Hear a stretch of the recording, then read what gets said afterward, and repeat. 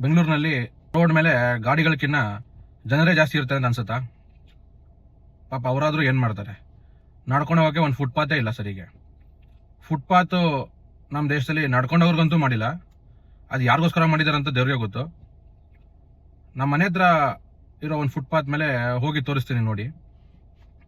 ಅದು ಹೆಂಗಿದೆ ಅಂದ್ರೆ BMX cycle track ಇದ್ದಂಗಿದೆ.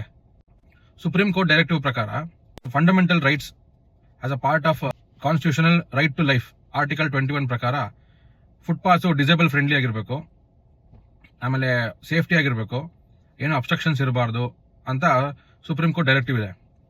Disable friendly ಬಿಡಿ, ಏಬಲ್ ಫ್ರೆಂಡ್ಲಿನೂ ಇಲ್ಲ ಫುಟ್ಪಾತ್ಸು. ಈ ಫುಟ್ಪಾತ್ ಮೋಸ್ಟ್ಲಿ ಕಾರ್ಡಿಯೋ ಮಾಡೋರಿಗೆ ತುಂಬಾ ಯೂಸ್ ಆಗುತ್ತೆ ಅನ್ಸುತ್ತೆ.